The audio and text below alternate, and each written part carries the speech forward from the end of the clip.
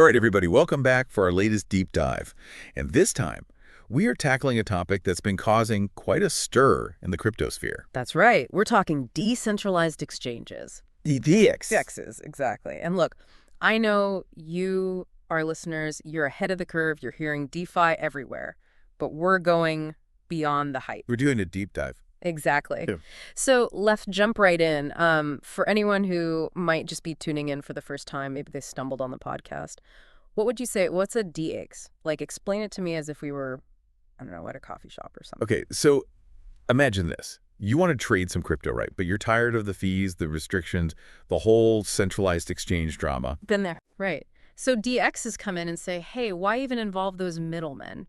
With DEXs, it's all about cutting out those centralized exchanges and letting people trade directly with each other, peer-to-peer, on the blockchain. Okay, I'm intrigued. But how does that actually work? Our research mentioned things like smart contracts, liquidity pools, AMMs. It's a lot of tech jargon. It can seem like a lot, but it's actually pretty elegant when you break it down. So at the heart of it, you've got the blockchain, right? Secure, transparent transactions. Right. DEX use that power to let users trade directly, and that's where smart contracts come in. Think of them as the rules of the game, written in code. Self-executing digital agreements, our research called them. Exactly. They ensure everything happens fairly and securely, automatically, without needing someone to oversee it all. Okay, I'm starting to get it. Yeah. But then there's this whole liquidity pool thing. That one always throws me off. Okay, so imagine a big pool of crypto, right? Instead of a central exchange holding all the assets, users contribute to this pool. And when you want to trade, you're basically swapping tokens directly from that pool. So it's like everyone chips in to create this big trading pool. Yeah. Makes sense. But how are prices determined without a central authority? That's where AMMs come in, right? You got it. Automated market makers. This is where it gets really cool. See, instead of using traditional order books like centralized exchanges, DEXs use AMMs to manage liquidity and determine prices. Right, AMMs. I've heard of different types, like constant product and constant sum. Can you break those down for us?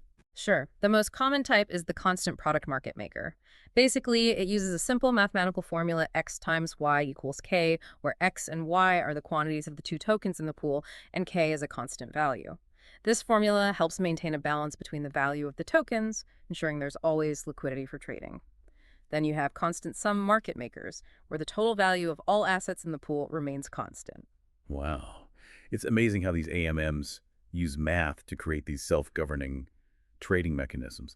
But it's not all just about the tech, is it? Why should someone choose a DEX in the first place? What's the real-world advantage? I think the biggest one is control. Remember that time when mentioned a recent major centralized exchange hack, but not FTX. With DEXs, that risk is minimized because there's no single point of failure. You control your own assets, you hold your own private keys. All right, not your keys, not your coins, as they say. Okay, so security and control, that's huge. What else? Freedom. Remember those restrictions we talked about? With DEXs, you have the freedom to access any DeFi application or service you want. No more waiting for your centralized exchange to approve a listing or worrying about arbitrary restrictions. Okay, I see the appeal. But it can't all be perfect, right? There have to be some downsides to using DEXs. You're right. Honestly, the user experience can be a bit daunting for newcomers. It's getting better all the time with more user-friendly platforms popping up. And what about this term I keep hearing, slippage? Yes, slippage. Basically, it's the difference between the expected price of your trade and the price you actually get.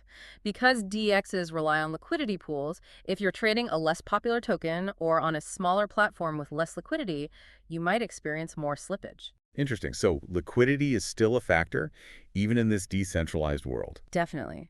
And then there's the regulatory landscape. It's still the Wild West out there, which is exciting in terms of innovation, but it also means there's a lot of uncertainty. That's a really important point. Regulation's definitely something to keep an eye on.